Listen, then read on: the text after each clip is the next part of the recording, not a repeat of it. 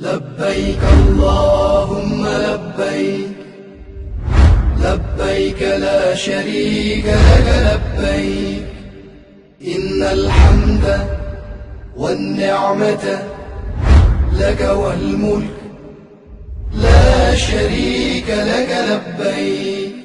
عرفات جس کا مطلب آج کل ہر ایک کو معلوم لیکن میرے اعتبار سے نامکمل معلوم. عرفات تعارف پہچان تو عام اس کا عرفات کا مطلب بتایا جاتا کہ عرفات چونکہ اس میں ساری دنیا کے مسلمان ایک دوسرے سے ملتے ہیں اور تعارف حاصل کرتے ہیں اس لیے یہ عرفات. لیکن جیسا کہ میں چند حدیثوں کی روشنی میں جس کے دہرانے کا وقت نہیں میدان عرفات 9 ذی الحجہ کی مجلس میں عرض کیا کہ عرفات باقی لوگوں کو پہچاننے کے لیے ہے کہ نہیں. عرفات کا اہم ترین مقصد ہے اپنے آپ کو پہچاننا. اسی لیے اعمال عرفات کے جز کسی اور کو دیکھو ہی نہیں صرف اپنے نفس میں غور کرتے رہو. بالغ ہونے سے لے کے عرفات میں آنے تک اپنی سیاہ کاریاں اپنی بدکرداریاں اپنے برے اعمال کہاں کہاں شیطان نے تمہیں دھوکہ دیا کہاں کہاں سیدھے راستے سے ہٹایا. عرفات اپنی پہچان کا نام ہے کہ آج تک جو تم نے زندگی گزاری خدا کی اطاعت کرتے ہوئے گزاری ہے شکر کے سجدے انجام دو. اس کی فرما برداری کرتے ہوئے گزاری ہے اس نعمت پر اس کا احسان مانو. لیکن اگر آج تک کی زندگی میں تم راہ خدا سے ہٹ کے صراط مستقیم سے ہٹ کے پروردگار کی مرضی سے ہٹ کے زندگی گزارتے رہے تو پہچانو آج اپنے آپ کو اور جو غلطی کی ہے عرفات کے میدان میں اسے معاف کراؤ اور پھر آگے بڑھو. اور جب آگے بڑھو تو عرفات سے ملا ہوا میدان مزدلفہ جس کا قرآن کریم میں جو نام ہے مزدلفہ نہیں فاذکروا اللہ عند المشعر الحرام. قرآن کریم اس میدان کو مزدلفہ کہا گیا اور یہ کہا گیا کہ ذکر خدا مزدلفہ میں کرو. گرچہ پوری حدیث پڑھتا تو زیادہ مزہ آتا لیکن مختصر جملہ یہی کہ امام نے فرمایا کہ ذکر خدا اس کا نام نہیں ہے کہ تم نے اللہ اکبر کہہ دیا سبحان اللہ کہہ دیا. ذکر خدا کا مطلب ہے اللہ کو یاد کرنا. اللہ کی یاد زبان سے نہیں دل کے ساتھ اللہ کی یاد ذہن کے ساتھ. اب قرآن کی آیت اگر کہ اس کا سیاق و سباق پر اس کی ایک شان نزول لیکن اس کا پیغام کہ مزدلفہ پہنچو وہاں پہ اللہ کو یاد کرو. عرفات میں کیوں یاد نہ کرو مزدلفہ میں کیوں کہا جا رہا تفصیل دہرانے کا وقت نہیں. عرفات میں اپنے گناہوں کو یاد کرنا اپنے آپ کو معاف کرانا اور جب تم اپنے آپ کو عرفات میں پہچان لو گے جیسے ہی پہچانو گے من عرف نفسہ وقد عرف ربہ. پہلے اپنے آپ کو پہچاننا جس نے اپنے نفس کو پہچانا اس نے اپنے رب کو پہچانا.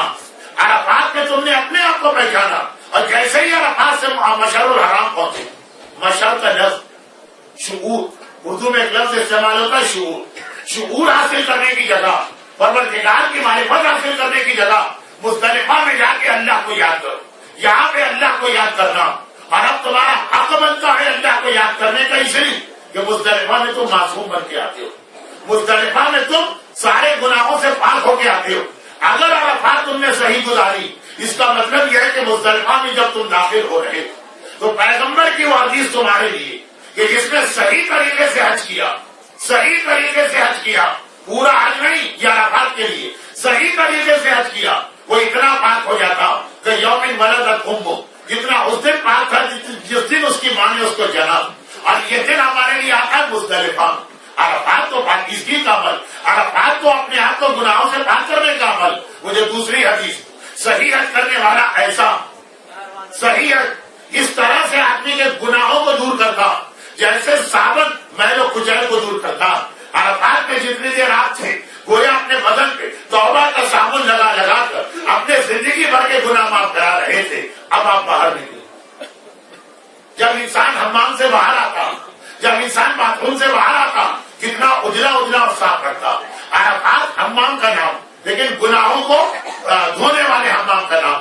جب اس سے آپ باہر نکلے اور مزدلفہ میں پہنچے اب آپ صاف ستھرے اب آپ کردار کے اعتبار سے اجلے اب آپ ایک طرح سے تمام گناہ معاف کرا کر اس منزل پر آ گئے جس منزل پر اس دن تھے جس دن اس دنیا میں آئے تھے.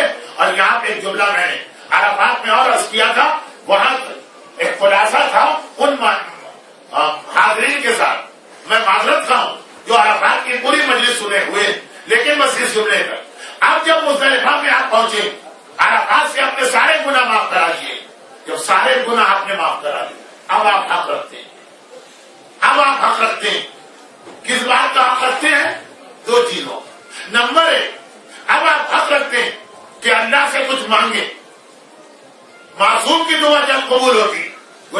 کی دعا تو اللہم اغفر لی الذنوب التی تحبس الدعاء.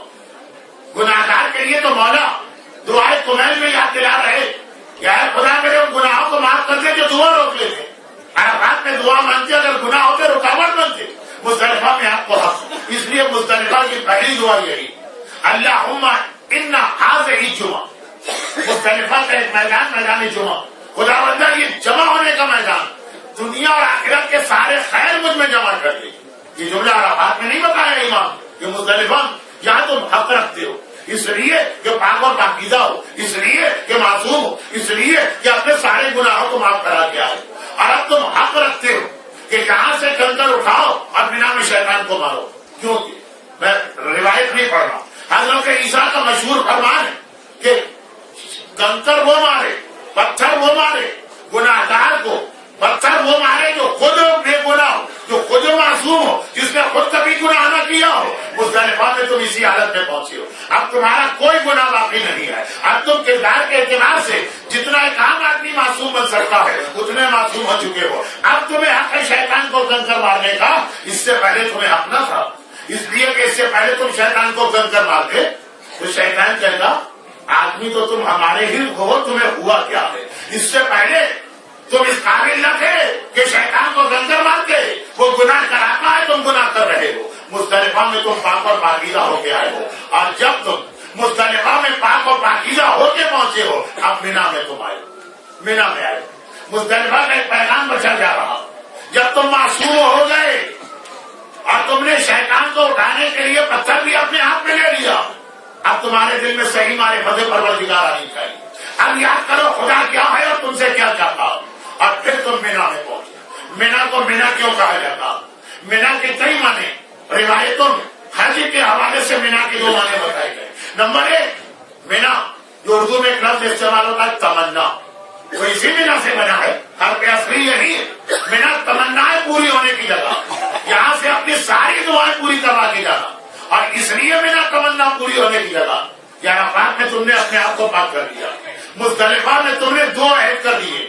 پہلا یہ کہ خدا کی معرفت حاصل کی ہے, دوسرا یہ کہ شیطان کے خلاف اعلان جنگ کر دیا. ہتھیار اٹھانا شیطان کے خلاف اعلان جنگ ہے. جنگ چاہے ہو کہ نہ ہو, ہتھیار اٹھا لینا ہی اس بات کی دلیل ہے کہ تم نے اپنی ذمہ داری پہچانی ہے. جو خدا کی معرفت حاصل کرے اور شیطان کی بھی معرفت حاصل کرے. شیطان کے خلاف اعلان جنگ خود اس بات کی دلیل ہے کہ تم نے آج پہچان لیا کہ زندگی بھر جو میں نے داڑھی مونڈی تو آخر کس کے کہنے پہ مونڈی؟ آپ کہیں گے بیوی کے کہنے پر, وہ بھی ایک شیطان. اگر زندگی بھر تم نے بے حجاب گھر سے باہر نکلی تو کس کے کہنے پہ نکلی؟ دیکھیے خالی اللہ کی معرفت سے کام نہیں چلتا. مزدلفہ میں پہنچے, پتھر اٹھانا دلیل اس بات کی ہے کہ تم نے شیطان کی بھی معرفت حاصل کر لی. تم نے پہچان لیا کہ آج تک تمہارے گناہوں کے پیچھے کون تھا. تم نے پہچان لیا ہے. جیسے طبیب کتنا خوش ہوتا جب آپ کی بیماری کی وہ اصل پہچانے, ڈائگنوز کر لے کہ آخر اس کا کاز کیا ہے, آخر یہ بیماری شروع کہاں سے ہوئی. تو دو چیزیں, یہی دو چیزیں ہمارے دین کے دو عقیدے بنتے ہیں. ایک تولا ہوتا ہے جن کو پہچاننا ان کو پہچانو, ایک تبرہ ہوتا ہے کہ جن سے بیزاری اختیار کرنا انہیں بھی پہچانو. وہ بھی گول گول بات نہیں کرے گی, انہیں بھی پہچانو, انہیں بھی پہچانو, ان سے دوری اختیار کرو, ان سے قربت اختیار کرو. مزدلفہ کا میدان تولا اور تبرہ کے اجتماع کا نام ہے. ایک طرف یہاں پہ اللہ کی معرفت ہو رہی ہے, دوسری جانب یہاں پہ شیطان کی معرفت ہو رہی ہے. جب تک کہ معرفت نہ ہو اس وقت تک انسان اس کے خلاف پتھر نہیں اٹھا سکتا. تو جو عرفات میں تو پاک و پاکیزہ ہو کے آ گئے. اب مزدلفہ غور و فکر کا میدان. ایک جملہ میں اور بھی عرفات کی مجلس میں کہا کہ مزدلفہ دعا کے اعتبار سے اہم ترین تاریخ ہے, لیکن وہاں کی دعائیں کم بتائی گئی کیونکہ وہ غور و فکر کا مرحلہ. بھائی آپ بیمار, مثلا ایک آدمی بیمار, پہلے اس بیماری کا علاج کرو, پھر بیٹھ کے سوچنا یہ بیماری مجھے لگی کس سے اور کیسے لگی. عرفات وقت میں جلدی جلدی اپنے آپ کو صاف ستھرا کرنا. مزدلفہ جس کا نام مشعر الحرام, اس چیز کے غور کرنے کا نام ہے کہ آخر اب تک میں نے گناہ کیے کیوں. کیا میں خدا کا انکار کر رہا, کیا میں اسلام کو نہیں مانتا تو سب کچھ, پھر گناہ کیوں کیے. مشعر الحرام, شعور, سمجھ, معرفت, اس کا نام تھا میدان. تو جب آپ نے غور کیا دو چیزیں سمجھ میں آ گئی. آج تک اللہ کی نافرمانی فرمانے کی وہ سمجھ میں آ گیا, اس کے کہنے پہ آج تک میں نے گناہ کیے وہ سمجھ میں آ گیا. یہاں سے آپ مینا میں پہنچے. جب آپ کی سمجھ میں دونوں چیزیں آ گئی, جب آپ کی سمجھ میں دونوں چیزیں آ گئی, تو آپ ان دونوں چیزوں کا آپ سے عہد کروایا گیا, اور عہد کروا کے کہا کہ اب مانگو کیا مانگتے. جب آدمی کسی کا دل خوش کرتا ہے نا, تو بادشاہ کہتا ہے مانگ کیا مانگتا ہے. جب آپ یہاں پہنچے, مزدلفہ سے جو معرفت لے کر آئے, مینا میں آپ نے اس معرفت پہ عمل کیا. دیکھیے مینا میں پہلے آپ نے عمل کیا معرفت پر, کیا دو معرفت لائے کے شیطان کو پہچانا. تو مینا میں آپ نے پہلا عمل کیا کیا, اس شیطان کو آپ نے کنکر مارے. اچھا یہ بھی ایک بڑی عجیب بات ہے, کبھی آپ شیطان کی لائف ہسٹری پڑھی, شیطان ہے کون, اور اس کے بعد سوچی کتنا بڑا ہے یہ, جس نے آدم کو بہکانے کی کوشش کی, جس نے انبیاء کے قریب جا کر انہیں راہ حق سے ہٹانے کی کوشش کی, جس نے اولیاء اور اوصیاء کے قریب جا کے ان کو بہکانا چاہا. کسی چھوٹی موٹی شخصیت کا نام نہیں ہے شیطان. جو انبیاء تک پہنچ جائے, جو اولیاء اور اوصیاء تک پہنچ جائے, کتنا بڑا ہے یہ شیطان. تو اب اس سے جنگ کرنے جانا, جتنا بڑا دشمن ہے اتنی بڑی تیاری کرنا پڑتی ہے. اب اتنا بڑا شیطان, بھائی اگر اس نے آج تک ہمیں بہکایا تو پھر بھی سمجھ میں آتا ہے بدی کا شوربہ. لیکن جو آدم کے پاس پہنچ گیا, جو ابراہیم خلیل خدا کے پاس پہنچ گیا, جو جناب نوح کے پاس پہنچ گیا, جو وہ تمام انبیاء کے پاس پہنچا جن سے کر کے اولا ہوا ہے, یہ تو میں نے بڑی قابل احترام پہلے صاحب کے سامنے گنوائی. اس کے ساتھ ساتھ اور بھی دیکھتے چلیے, جناب حاجرہ کے پاس گیا, جناب حوا کے پاس آیا, ہمیں بہکایا تو کوئی تعجب کی بات نہیں ہے, ہماری حیثیت کیا, وہاں تک پہنچا. اتنا بڑا, اتنا خطرناک, اس کو مارنے کے لیے تو کم سے کم کوئی میزائل ہونا چاہیے, ایٹم بم ہونا چاہیے, ہائیڈروجن بم ہونا چاہیے, تبھی مرے گا کھمبا. جو آدم سے لے کے آج تک اتنے بڑے بڑے بھائی انبیاء ائمہ, ان کی عصمت کتنی بدل ہے جو وہاں تک جا رہا. لیکن پتا کیا چلو, کہا کہ بڑے چھوٹے چھوٹے کنکر لے کے جانا.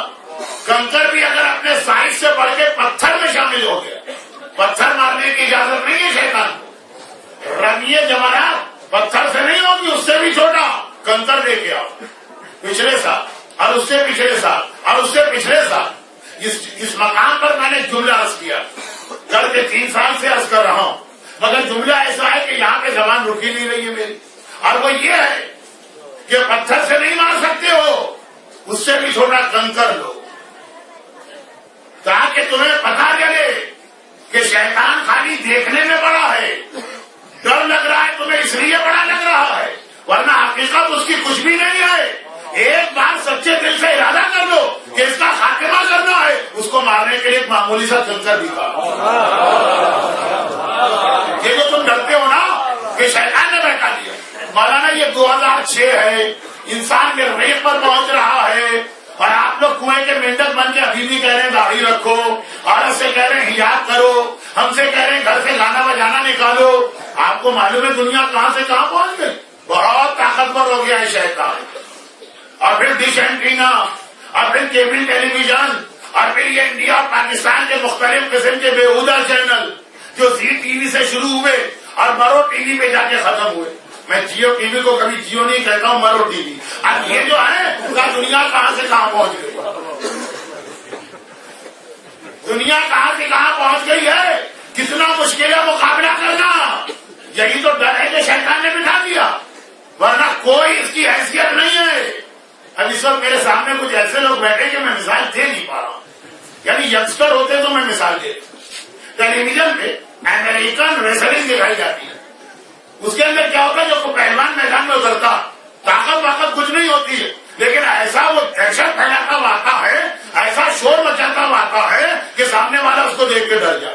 یہی ڈر پیدا کرنا شیطان نے ایسی دہشت پھیلائی ہوئی ہے کہ جی زی ٹی وی میرے پاس ہے, جیو ٹی وی میرے پاس ہے, سارا ڈش اینٹینا میں چلا رہا ہوں, پورے ماحول کو میں نے خراب کیا ہے, انسان کو میری تک میں لے کے گیا ہوں, تم کیا میرا مقابلہ کرو گے. اور اسلام نے آج بھی یہ کہا, اگر کہ آج سن 2006 کی آخری رات ہے, آخری رات ہے نا, کل سے 2007 شروع ہو رہا, لیکن آج بھی اسلام نے کہا شیطان سے ڈرنا نہیں, وہ ایک چھوٹے سے کنکر سے مر سکتا ہے, بلکہ شاید اس سے بھی چھوٹے کنکر سے بھی چھوٹی چیز سے مر جاتا. لیکن اگر کنکر سے چھوٹی چیز سے کو موت کے گھاٹ اتروایا جاتا تو پیغام ہم کو نہ ملتا. وہ بھی پیغام دینا بہت ضروری تھا. یہ جملہ جو میں 3 سال سے کہہ رہا ہوں. کنکر سے چھوٹا کیا ہے؟ ذرہ. ریت اڑائیے, مٹی اڑائیے, جو ذرات ہے نا, شیطان اس سے بھی مر جاتا. یہ ہم ہے نادان و نہ سمجھ. نہیں, جملہ کہہ ماننے والے علی کے ہیں, چلتے ان کے طریقے پہ ہیں, جو سامنے والے دشمن کو دیکھ کر خود بھی نہیں ڈرتے اور دوسروں کو بھی حوصلہ پس کرنے لگتے. پر اس کے سامنے نہ جانا, یہ ہمارے ابن ابو عبدود بہت بہادر ہے. ایک بار ہم اس کے ساتھ گئے تھے تو اکیلے ڈاکوؤں کا سارا قبیلہ بگا دیا. اس کے پاس ڈھال بھی نہ تھی, اونٹ کے بچے کو اٹھا کے ڈھال بنا دیا. پہلے تو کوئی ان سے پوچھا آپ کو ضرورت کیا پڑی تھی عمر ابن عبدود کے ساتھ جانے کی, لیکن خیر نہ خود بھی جائیں گے اس کا مقابلہ کرنے, نہ دوسروں کو جانے دیں گے. خود بھی ڈر رہے ہیں, دوسروں کو بھی ڈرا رہے ہیں. ہم تو نہیں مانتے ایسے لوگوں. ہم تو اس کو ماننے والے ہیں کہ جب وہ کھڑا ہوا اپنی جگہ سے, جو پیغمبر نے کہا علی پتہ بھی ہے کس کے مقابلے میں جا رہے ہو, یہ ہمارے ابن عبدود ہے. تو کہا کیا ہوا, میں بھی تو انا علی ابن ابی طالب ہوں.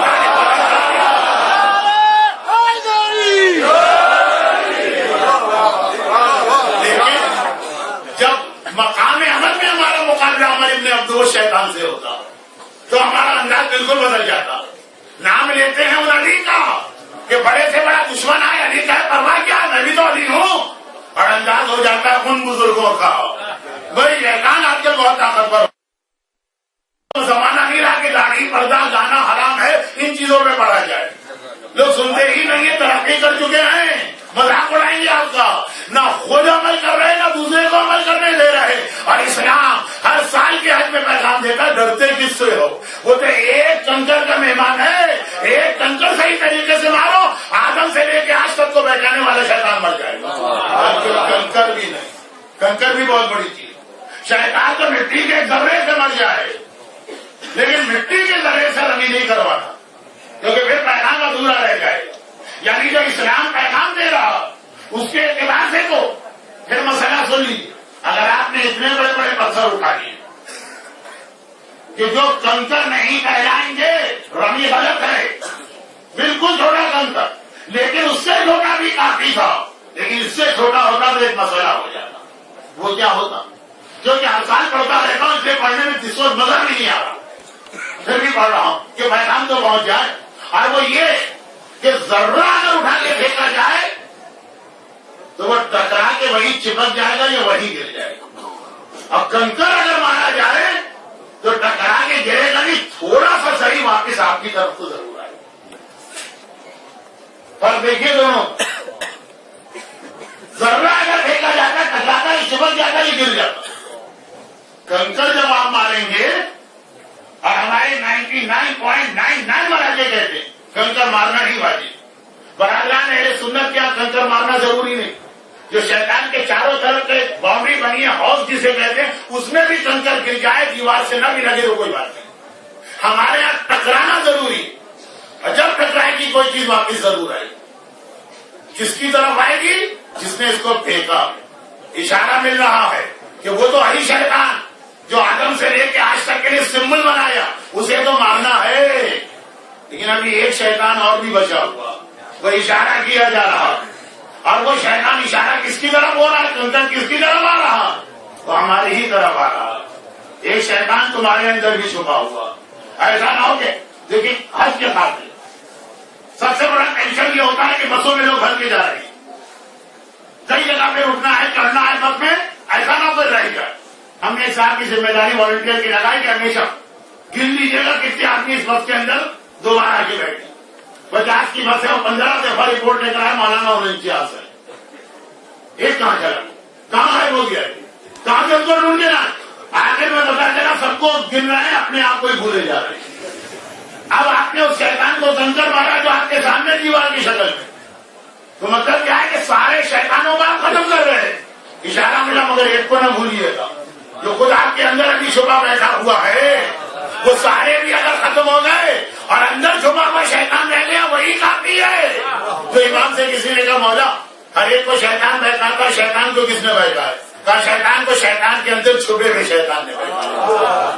تو امینا کے میدان میں خالی دیوار کو کو کنکر مار کر جو مزدلفہ سے آپ شعور لے کر آئے تھے کہ شیطان کے خلاف اعلان جہاد کرنا ہے، وہ کھلے شیطان کے خلاف نہ رہے، وہ چھپے شیطان کے بارے میں بھی ہو جائے، اور اسی لیے قربانی آ گئی۔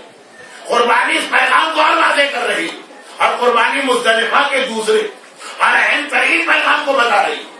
مزدلفہ کیا تھا دوسرا پیغام؟ اللہ کو پہچان، اللہ کی صحیح معرفت کر۔ ارے ہم تو جب سے ہوش سنبھالا ہے اللہ ہی کا نام لے رہے ہیں، اگر اللہ کا نام لے رہے ہوتے اور یہ اللہ کی معرفت مان لی جاتی تو کبھی گناہ نہ کرتے۔ جب زلیخا نے یوسف کو دعوت گناہ دی تو ایک مرتبہ پہلے سامنے ایک شیلف تھا اس کے گھر میں، اس پہ جا کے پردہ ڈالا اور پھر اس طرف آئی۔ حضرت یوسف نے حیران ہو کے دریافت کیا کہ پردہ کیوں ڈالا گیا؟ کوئی کھلا دروازہ ہوتا بند کیا جاتا سمجھ میں آ رہا، کھڑکی میں پردہ ڈالا جاتا سمجھ میں آ رہا، سامنے خالی ایک ریک ہے، شیلف ہے، کہا کہ اس میں میرا پروردگار بیٹھا ہوا، کوئی ہاتھوں کو بنا ہوا، مجھے شرم آئی کہ میں اس کے سامنے کیسے گناہ کروں۔ تو اگر کہ حضرت یوسف کا جملہ ان کے لیے تو نہیں تھا، کہا لیکن تیرا خدا کو پردہ ڈالنے سے چھپ گیا اور وہ نہیں دیکھ پا رہا ہے، میرا پروردگار ایسا ہے کہ وہ ہر لمحے مجھے دیکھ رہا ہے، کسی بھی پردے سے میں اپنے آپ کو نہیں چھپا سکتا۔ تو اب مزدلفہ جانے سے جا کر اگر آپ نے کہا مولانا یہ ہمیں کیا خدا کی معرفت کروائی جا رہی ہے، ہم تو جانتے ہیں خدا کو، ہم تو مانتے ہیں خدا کو، روزانہ اللہ اکبر الحمدللہ سبحان اللہ کہتے ہیں، نہیں تم اتنا بھی نہیں جانتے جتنا زلیخا اپنے اس جھوٹے خدا کو جانتی تھی۔ اگر اتنا بھی خدا کو پہچانتے ہوتے تو کبھی اس کے سامنے اس کی بارگاہ میں جسارت کی گنجائش نہ ہوتی۔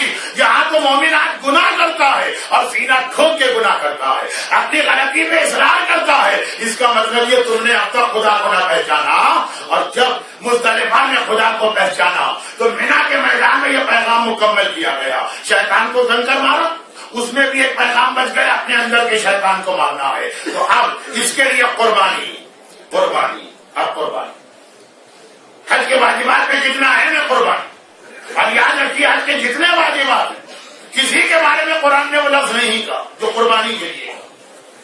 شان نزول اپنی جگہ ہوگی لیکن آیہ قرآنی کا پیغام عام ہوگا، کہیں نہیں کہا، نہ عرفات کے لیے کہا، نہ مزدلفہ کے لیے، نہ طواف کے لیے کہا، نہ صحیح کے لیے۔ کیا ہے جو آج میں نے تلاوت کی، لن ینال اللہ لحومھا ولا دماؤھا۔ بھائی یہ جو تم نے جانور ذبح کیا، نہ اس کا گوشت اللہ کے پاس گیا، اس کا خون اللہ کے پاس گیا، ولکن ینالہ التقویٰ، اللہ کے پاس تمہارے دل کی پاکیزگی پہنچی، تقویٰ پہنچا، تمہارا خوف خدا پہنچا کہ کس نیت اور کس جذبے کے ساتھ اس کو ذبح کر رہے۔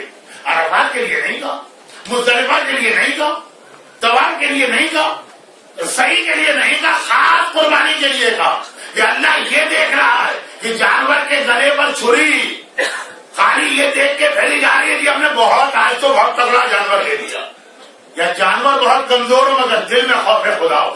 اللہ کیا وہ جذبہ پہنچتا ہے جس سے جانور ذبح کر رہے ہو، اور وہ جذبہ کیا؟ وہ جذبہ دعائے قربانی میں۔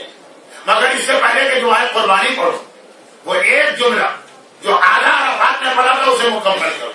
عرفات میں آپ کو گناہ سے اتنا پاک کیا گیا کہ جتنا آپ اس دن پاک تھے جس دن پیدا ہوئے، ٹھیک ہے نا؟ اب یہ پیغام ہمارے ذہن میں بیٹھ جائے کہ تم مینا میں آئے تو اتنے پاک ہو کر آئے جیسے نیو بورن بیبی ہوتا، یہ پیغام بیٹھ جائے تو ہمیں اچھی طرح یاد دلایا گیا۔ جب تمہارے یہاں نیا بچہ کوئی پیدا ہوتا ہے تو کیا کرتے ہو؟ ایک تو عقیقہ کرتے ہو، جانور ذبح کرتے، ایک اس کا سر مونڈتے ہو۔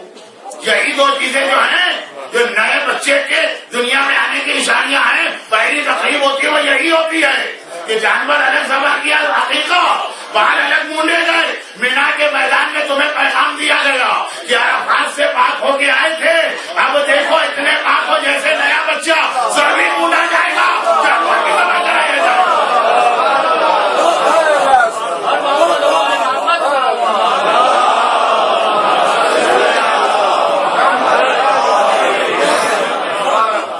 مزدلفہ تک پیغام زبانی تھا، مینا میں پیغام عملی ہو گیا تھا کہ اچھی طرح ذہن میں بیٹھ جائے اب تم بالکل معصوم بچے کی طرح ہو، مگر ایک فرق کے ساتھ خطیب آل محمد ان کے بارے میں کہا جاتا ہے اردو تاریخ میں آج تک ان سے بڑا خطیب پیدا نہ ہوا. شمس العلماء مولانا مرحوم سبتی حسن صاحب علیہ اللہ ان کا جملہ تھا، جبکہ وہ عاشور کے حوالے سے تھا، مگر میں اس جملے کے بعد حج کا پیغام دے رہا ہوں. وہ اکثر ایک جملہ پڑھا کرتے تھے عاشور کے مسائل کا آغاز کرنے سے پہلے کہ انسان وہی انسان ہوتا، لیکن حالات کے بدلنے سے کبھی اس کی خواہشات اور تمنائیں بدل جاتی ہیں. اگر کہ جس انسان کے لیے وہ یہ جملہ کہہ رہے ہیں وہ معصوم ہے، اور معصوم میں کوئی تبدیلی نہیں ہوتی، حالات میں تبدیلی ہوتی ہے. ایک یہی اس ہے، ایک بچپنا تھا تو ماں سے نئے لباس کو مانگ رہے ہیں، اور ایک بڑھاپا تھا تو مقتل میں جانے سے پہلے پرانا لباس مانگا تھا. وہ پرانا لباس جو مانگا تھا وہ تو پھر مسائل کا رفت ہوا نا. وہی انسان لباس مانگ رہا، بچپنے میں نیا لباس چاہیے اور بڑھاپے میں پرانا لباس چاہیے.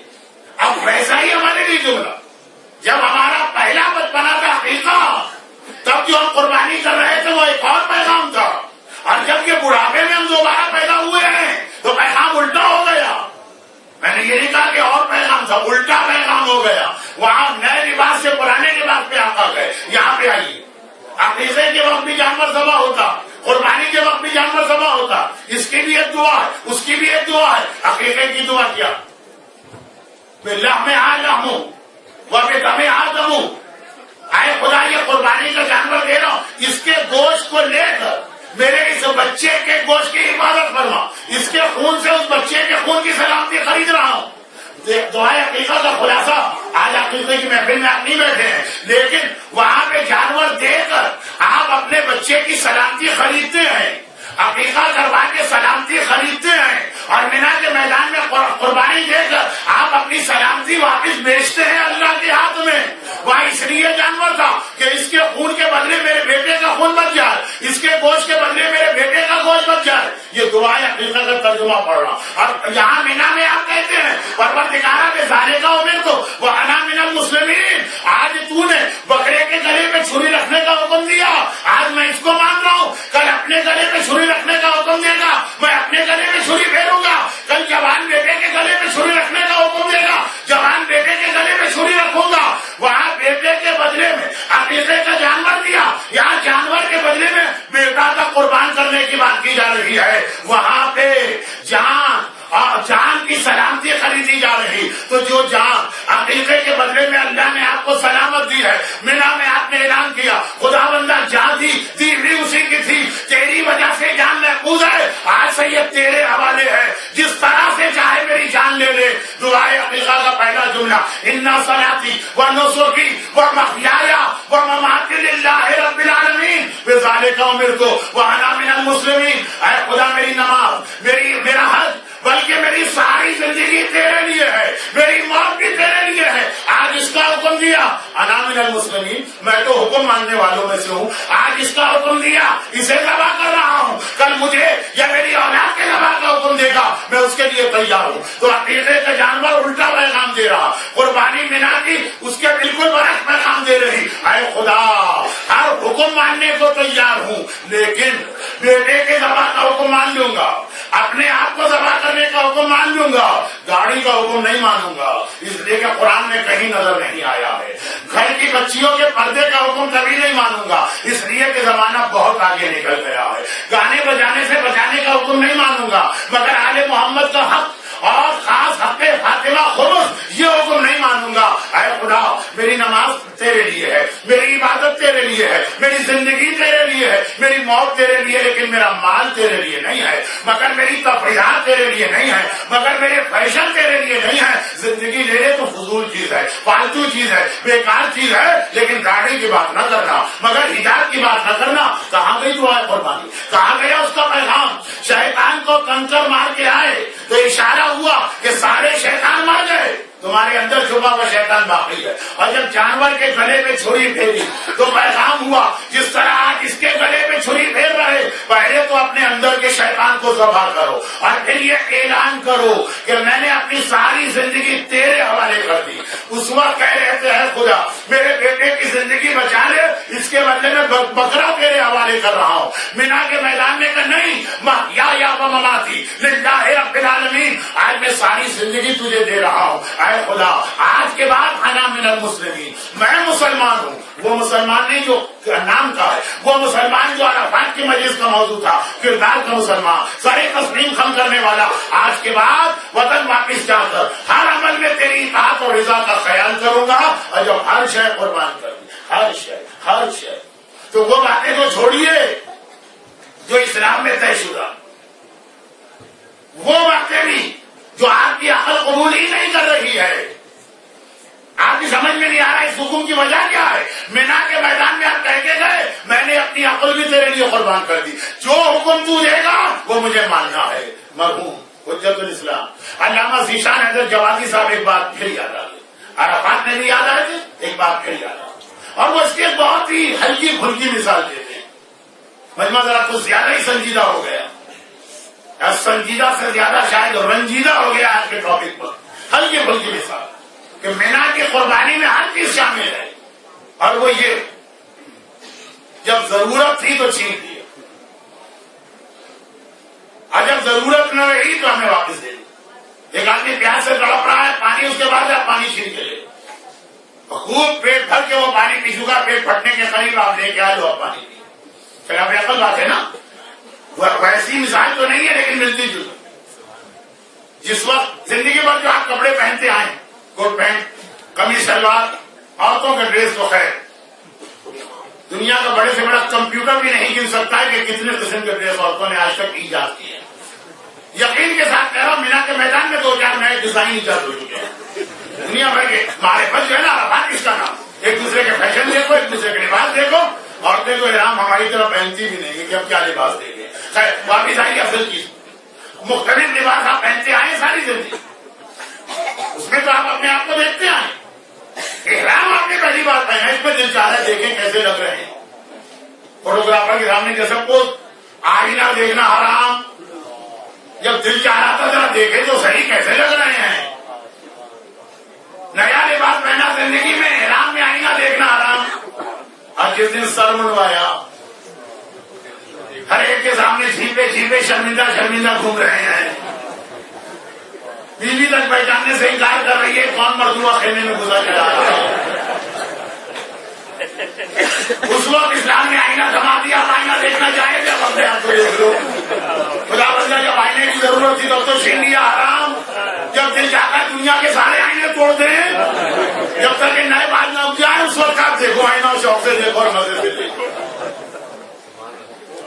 اگر کہ بہت ہلکی پھلکی مثال ہے لیکن پیغام یہ ہے جب تمہارا جو دل چاہ رہا تھا وہ کرنے دیا جائے اور جو دل نہیں چاہ رہا اس سے تمہیں روک دیا جائے تو یہ تو نہ اسلام ہے نہ حج ہے. اسلام اور حج اس کا نام ہے. جو اللہ جس وقت چاہتا ہے وہ کرو، جس وقت اللہ جو چیز نہیں چاہتا اس کو چھوڑو.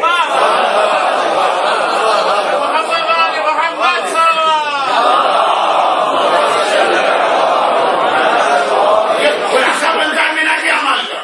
عرفات میں تھا دل چاہ رہا ہے، اللہ نے روکا، روک گئے.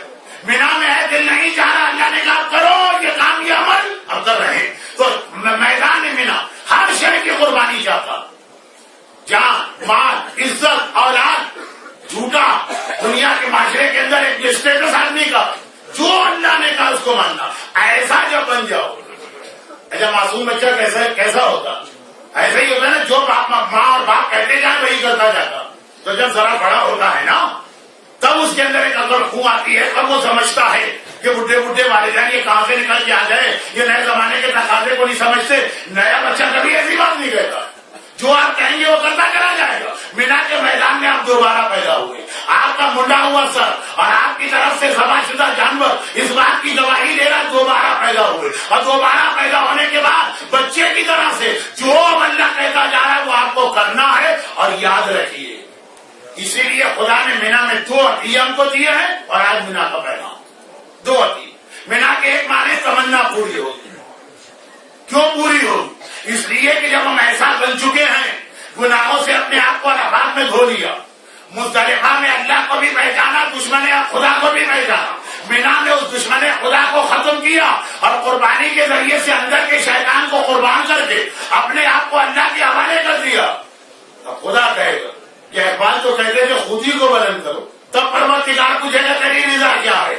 آپ خود ہی کو بلند نہ کریں، نیچا ہی رکھیں، لیکن صحیح حج کر لیں، خدا کہے گا تمہاری ہر تمنا اسی میدان میں پورا کروں گا. اتنا بھی انتظار نہ کرو کہ گھر جا کے کچھ مانگو، ساری تمنائیں اسی میدان مینا میں پورا ہونا ہے. اور پھر مینا کے دوسرے معنی منت. اللہ اس میدان میں یعنی احسان، نعمتیں، اللہ اپنی ساری نعمتیں اور اپنے سارے احسان اپنے بندے کو یہاں دینا چاہتا. گھر کی یہ روایت بہت بڑی، بہت بڑی، اگر آپ سمجھ جائیں. میرے پاس سمجھانے کا وقت نہیں.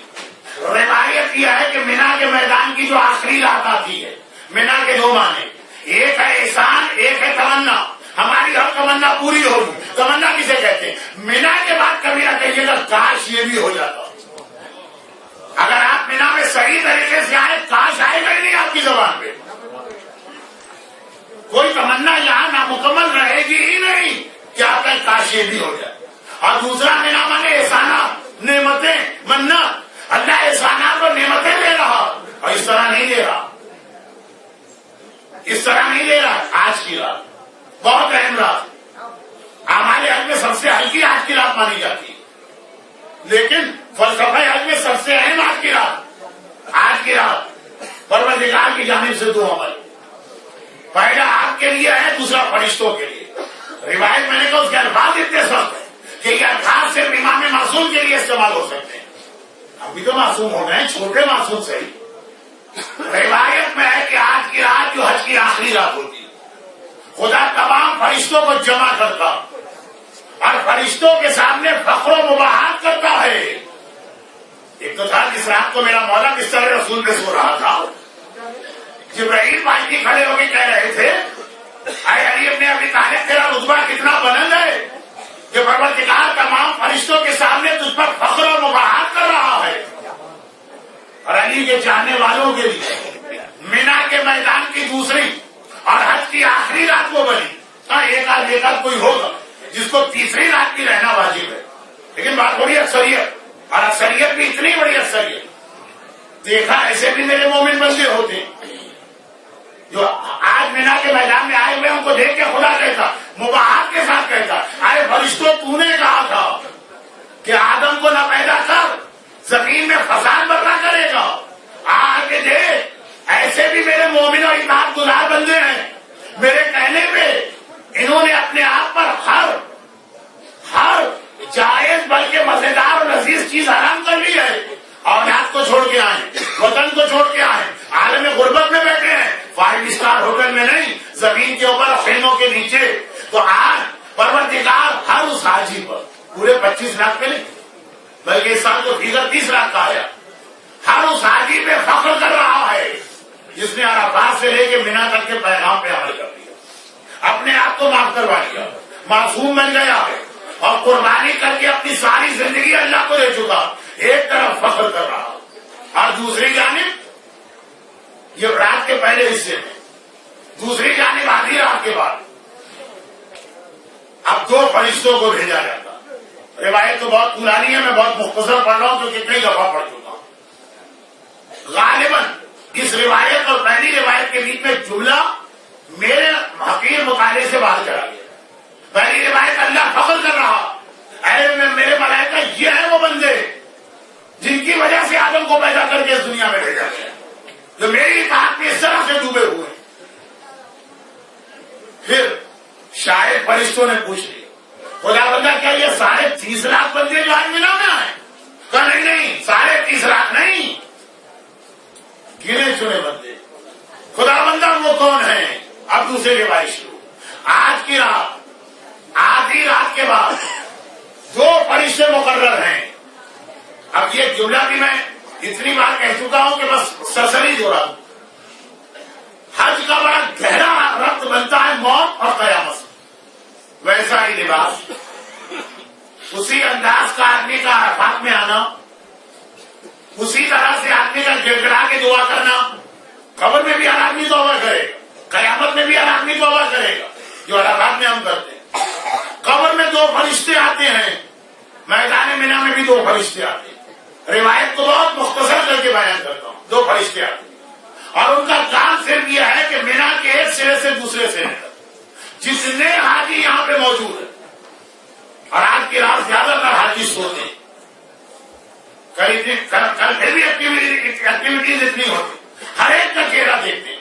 ایک فرشتے کا کام کہ اپنے ساتھ ایک لکھی ہوئی فہرست لے کر آئے، اور دوسرے کا کام ہے اپنے پاس ایک خالی کاغذ ہے اس کے اندر ایک فہرست بنائے. جو پہلا فرشتہ ہے وہ ہر ایک کے قریب جا کے اس کا چہرہ دیکھتا اور ایک بار اس کا نام اپنی لسٹ میں چیک کرتا جو اللہ نے اس کو دی ہے کہ اس سال 30 لاکھ میں کتنے لوگوں کا آج قبول ہوا. اس نے دیکھا نام ملا، کہا ہاضا حاجن، فوراً دوسرے فرشتے نے لکھ دیا. 2-4 کیڑے اس کے بعد نظر آئے، اس نے کہا ہاضا لیسا بحاج، یہ حاجی نہیں ہے، اس کا نام ہی نہیں ہے خدا کی فہرست میں. دوسرے فرشتے نے اس کا نام نہیں لکھا. آج آدھی رات کے بعد سے لے کے فجر تک میدان مینا میں موجود تمام مرد اور عورت جو حج کے لیے آئے ہیں، آج ان کا رزلٹ آنے والا ہے، آج فیصلے کا اعلان ہونے والا ہے. آپ پڑے سو رہے ہوں گے، آج پتا چلے گا کس کا حج قبول ہے اور کس کا قبول نہیں ہے. ان کا قبول ہے جو یہاں سے یہ ارادہ کر کے جائیں گے کہ اے خدا، اگر تو نے ہمارا اتنا خیال کیا کہ ہماری ہر تمنا پوری کر دی، اپنے سارے احسان ہم کو دیے، تو کم سے کم ایک وعدہ ہم کر کے جاتے ہیں کہ آج کے بعد جان بوجھ کر تو کبھی تیری نافرمانی نہ کریں گے. یوں شیطان کبھی بہکاتے الگ بات ہے، جان بوجھ کر کبھی تیری نافرمانی نہ کریں گے. یہ گاڑی جو مینا کے میدان میں ہے یہ اس لیے نہیں ہے کہ جدہ ایئرپورٹ پہ منڈوائی جائے یا کراچی ایئرپورٹ پہ صاف کی جائے. یہ حجاب کی چادر جو آج ایک عورت کے سر پہ ہے وہ اس لیے نہیں ہے کہ جدہ ایئرپورٹ پہ یہ ہینڈ بیگ میں پہنچ جائے. تو آج یہ ارادہ کر کے سو رہے ہیں، نیت کر کے سو رہے ہیں، وقت انہی کا نام حاجیوں میں ہے. انہی کے لیے خدا کا یہ اعلان ہے کہ ان کے چہرے کو دیکھنا، حدیث ہے نا، حاجی کے چہرے کو دیکھنا ایسا جیسے خانہ کعبہ کو دیکھنا. مگر اس کے لیے خواتین کے چہرے مت دیکھنے لگے. خانہ کعبہ بھی کبھی پردے میں چھپایا جاتا. تو اب آئیے آج یہ فیصلہ کرنا، اپنے فیصلہ کر کے ایک آخری بات یاد رکھیے. فیصلہ کرنے کے بعد ایک آخری بات یاد رکھیے، جو آج آپ اللہ سے عہد کر کے جائیں گے یہ مرتے دم تک ٹوٹنا نہیں چاہیے. جو مینا کے میدان میں آپ کی شکل، صورت، اعمال، کردار، عصمت ہو، قیامت میں بھی آپ اسی حالت کے اندر واپس آئیں. ایمان کے چاہنے والوں کی توبہ تو اتنی پکی ہوتی ہے، علی کے کلمہ پڑھنے والوں کی توبہ میں تو اتنی پختگی ہوتی. بھائی علی کے جانے والے ہیں نا، جس نے اگر دعوت ذیلشیرہ میں کہا نا ناصر یا رسول اللہ، میں آپ کا مددگار ہوں، تو کیسا آپ نے اس وعدے کو پورا کیا. خالی علی کی زندگی نہیں، جہاں جہاں تک علی کی اولاد گئی ہے اس دادا کے کیے ہوئے وعدے کو پورا کیا جا رہا. رب کے مسائل یہیں سے ملے گا انشاءاللہ، لیکن اس سے پہلے یہ بات، عرفات سے لے کے مینا تک جو توبہ کی ہے، ایسا اس پہ ثابت قدم رہی ہے کہ جو آج آپ کی حالت ہوگی وہی آپ کی حالت مرتے دم تک رہے. بس آخری جملے اس لیے کہ یہ والا ماحول آج کل کراچی کا بن گیا، لاہور کا بن گیا، ہندوستان کے شہروں کا بن گیا، یورپ اور امریکہ کا تو تھا ہی. اور وہ کیا ماحول، بغداد، ہارون رشید کے زمانے کا بغداد، الف لیلا کا بغداد، عروس البلاد، تمام شہروں کی دلہن کرنے والا بغداد. جب دولت آتی، جب اللہ کی نعمتیں ملتی ہیں، آدمی کا دماغ خراب ہوتا، نعمت اللہ سے لیتا ہے، کام شیطان کی کرتا. چنانچہ بغداد ناچ گانے کا ماحول، شراب کا ماحول، جوئے کا ماحول، نمازوں کا تو مذاق اڑایا جا رہا، شریعت کو پاؤں تلے روندا جا رہا. اور حالت یہ ہے کہ اس بغداد میں ایک نوجوان جس کا باپ بغداد کا سب سے بڑا تاجر، اور وہ مرا، جوان بیٹے کو اتنی دولت ملی کہ ساری زندگی بھی اگر کوئی کام نہ کرے تو لاکھوں میں کھیلتا رہے. ویسی دولت آتی کہ بڑے کا سایہ سر پہ یہ نہیں ہوتا، سرپرستی، آدمی کھل کھیلتا. اب سوائے ناچو گانے، سوائے شراب اور رقص و سرور، سوائے جوئے اور حرام محفلوں کے گھر میں کچھ نہیں ہوتا. یہاں تک کہ حالت یہ ہوئی کہ شام کا وقت ہے، سورج ڈوب چکا ہے، مغرب کی نماز کا وقت آ گیا، مسجدوں سے اذان کی آواز بلند ہو رہی، اور اس کے گھر کی پچھلی گلی سے کوئی شخص گزر رہا، کنیز گھر کا کوڑا پھینکنے دروازہ کھولتی، دروازہ کیا کھلا تو ناچ گانے کی آواز آ رہی، رقاصوں کے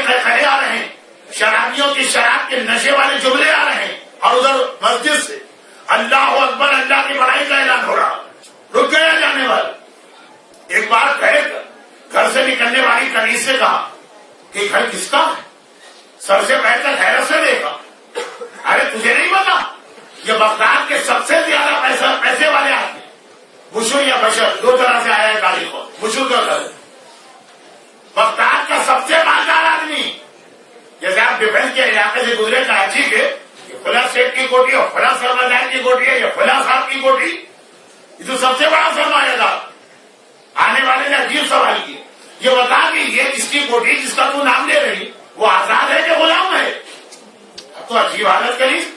میں نے بتایا یہ بغداد کا سب سے مالدار آدمی ہے, میرا آقا کسی کا غلام کیوں نہیں لگا؟ اس کے سینکڑوں غلام ہے, وہ آزاد ہے. آنے والے نے جملہ کہا اور آگے بڑھ گیا. کہا کہ ہاں طور طریقے اور لچھن بھی آزاد لوگوں جیسے ہی لگ رہے ہیں. ایسا لگتا ہے کہ حساب کتاب سے بھی آزاد ہے, خوف خدا سے بھی آزاد ہے, میدان قیامت سے بھی آزاد ہے. یہ کر کے آگے بڑھ گئے. کنیز گھر میں گئے. شرابی کا غصہ تو آپ کو معلوم ہے کتنا برا. ایک بار بشر کی نگاہ پڑ گئی, غصے کی حالت میں بلایا. کہا میں نے تجھے گھر کے کام کے لیے رکھا یا گلی میں کھڑے ہو کے لوگوں سے باتیں کرنے کے؟ اتنی دیر کے بعد کیوں آئے؟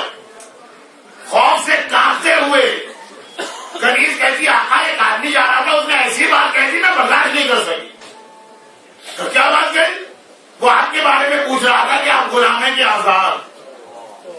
وہ شرابی شراب کے لگے میں کہا اچھا تو نے کیا کہا؟ تو میں نے یہ کہا. اس نے کیا کہا؟ اس نے کہا کہ ایسا لگتا ہے کہ حساب کتاب سے بھی آزاد ہے, خوف خدا سے بھی آزاد ہے, قیامت سے بھی آزاد ہے. دیکھیں کبھی کسی کو پورا قرآن سنانے اثر نہیں ہو. ہم نہیں, رسول اللہ جن کو پورا قرآن رسول نے سنایا کتوں میں اثر ہوا. اور کبھی ایک چھوٹا سا جملہ کسی کو بدل دیتا.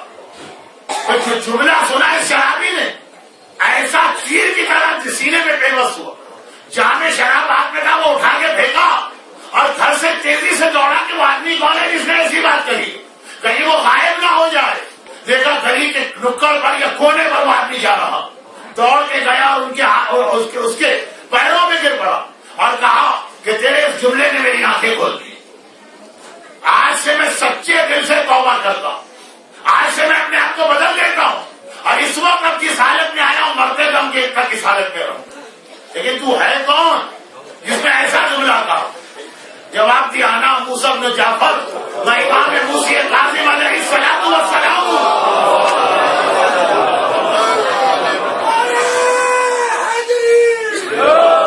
اب ایک واقعہ معجزات کی کتابوں میں لکھا ہے, لیکن اس دونوں کو ملانے والا ان کا لقب حافظ بھی موجود ہے. حافظ ان کا نام ہے بشر حافظ. حافظ جسے کہتے ہیں عربی میں جو ہمیشہ ننگے پیر گھومے, ننگے پیر. تاریخ میں یہ لکھا ہے معجزات کی کتابوں کہ بغداد کی گلیوں میں جن علاقوں سے بشر کا گزرنا ہوتا تھا وہاں کوئی جانور بھی غلاظت نہیں پھیلاتا. ایک ولی خدا یہاں سے جا رہا ہے ننگے پیر. ایک دن کوئی مومن کسی دوسرے شہر سے آیا بشر سے ملنے, رات کو پہنچا تھا, مسافر خانے سو گیا, صبح اٹھا وہاں جانے کے لیے, دیکھا گلی میں کھڑے ہوئے لوگ رو رہے ہیں. کیوں رو رہے؟ آج بغداد کے سب سے مقدس آدمی بشر کا انتقال ہو گیا. تمہیں کیسے پتا چل اتنی صبح؟ ابھی تو دروازے میں نہیں کھولے میں لوگ. اشارہ کے دیکھو اب یہ گھوڑا یہاں سے گزرا, خلاصت کرتا ہوں. اگر بشر زندہ ہوتا تو بغداد کے کسی جانور میں یہ ہمت نہ تھی. یہ پہچان اس بات کی بنا کے مر چکا ہے اور باقاعدہ جب گیا بشر کے مہینے میں تصدیق ہو. اتنا بڑا رتبہ کہ جانور تک احترام کرنے لگے. کسی نے پوچھا کیا ہے بشر؟ یا تو تمہاری حالت یہ تھی کہ قالین سے تمہارے پیر ناپتے تھے اور یا ایسی سرزمین میں ننگے پیر چل رہے. کہا کہ ہاں, جب میں نے آقا اور مولا کے ہاتھ پر بیعت کی تھی تو اتنی تیزی سے دوڑ کے گھر سے نکلا تھا کہ چپل یا جوتا پہننے کا وقت نہ تھا, ننگے پیر تھا. اور آقا سے کہا تھا توبہ کیے اسی حالت میں مرتے دم تک رہوں گا. میں ڈر رہا ہوں کہ ایسا نہ ہو جوتا پہننا میرے اس وعدے کے خلاف ہو جائے کہ اپنی حالت کیوں بدلی ہے. جب توبہ کے وقت اس حالت میں تھا, مرتے دم تک اسی حالت میں رہنا چاہتا ہوں. امام نے انہیں بغداد میں اپنا نائب بنائے. ہم تو ایسے گناہگار بھی نہیں. اگر آج بھی آپ یہاں سچے دل سے توبہ کریں, خدا بندہ اب تک جو ہوا سو ہوا. آج ہمارا وعدہ ہے فرشتے ہمارے حد کو چیک کرنے آئیں کہ نہ آئیں, فرشتوں کے لیے نہیں مگر تیری بارگاہ میں جب توبہ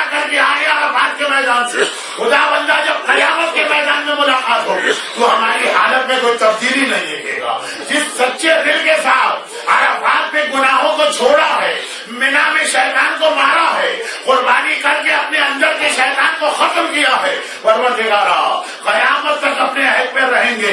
آج رات آپ کو اللہ سے یہ وعدہ کر کے جانا، اور توبہ کے وقت جو آپ کی کیفیت تھی، آپ نے حرام تو حرام، جب اللہ سے آپ توبہ کر رہے تھے حج میں، حرام تو حرام، حلال چیزوں کو بھی چھوڑ رکھا تھا، اللہ کی بڑی بڑی نعمتوں کو ترک کیا تھا۔ شادی خود کتنی بڑی نعمت ہے، شوہر کے لیے بیوی اور بیوی کے لیے شوہر کا حرام ہو گیا، جائز ہے، صیغہ نکاح سے جائز ہوا، رسول کی شریعت پہ جائز ہوئی، خدا راضی نہیں اسے بھی ترک کر دیا۔